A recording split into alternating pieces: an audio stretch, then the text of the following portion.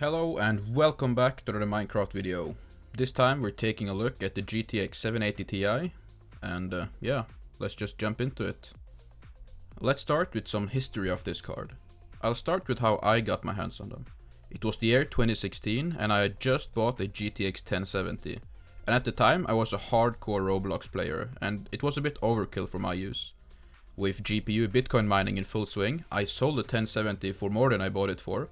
And with that money, I got my hands on two used 780 Ti's for $160. And at the time, it was a great deal. But does that deal hold up these days? Let's find out together. But before that, let's go over some specs of the card. The 780 Ti was a beast at the time, and the only thing that could top it was the GTX Titan, which had more memory.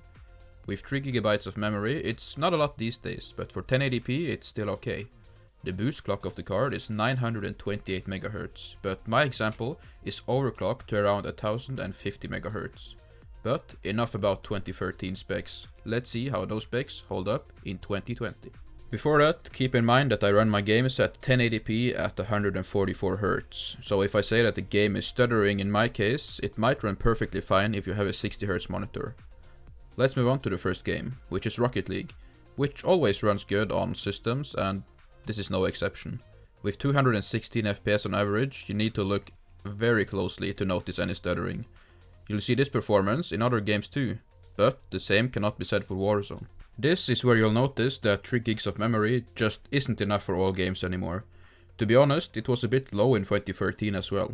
Nvidia did push it to 6GB on the Titan, of the same generation of course, but that was much more expensive than the 780 Ti.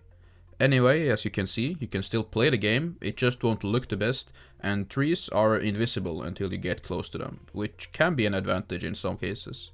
With an average of 60 FPS, it's still playable, but you will not get the same responsiveness as high-end cars of course. F1 2020 is a game that I've been spending a lot of time with, and the 780 Ti runs it well on high settings. This game still looks great at these settings and feels almost as responsive as my RTX 2070. The average FPS was 75, which isn't quite up there with the 144 Hz, but when driving at 300 km an hour into a wall, I don't really notice any difference. So if you're as bad as me at this game, perfect video card for this one. The Witcher is a game that looks great and it's not fast paced, so even with 52 FPS on average, it's still playable at high settings. You can also experiment a bit with each setting of course, like here works to get more performance depending on your own preference. The game was benchmarked in a city as well, so it's not representative of normal gameplay, but I wanted to show the worst case scenario for this game, since it only gets better from here. Counter-Strike Global Offensive is a game well known to being hard to run on any PC, so it's pretty amazing when I plugged in my 780 Ti and got 320 FPS in a benchmark test, which isn't bad at all. But what's more impressive is that it hovered around this same level, even in competitive games. The game was run at low settings of course, since it's so hard to run, and if Csgo is a game of choice for you, then you should definitely buy a 780 Ti to play it. It's just the best for this game. Now let's go over to the conclusion of this video. The 780 Ti is still a good card if you keep your expectations in check. It performs good in competitive games and has no issues running more demanding games at lower settings. It's not yet at the point where you need to turn down the resolution, but I can see that becoming an issue with the low frame buffer size.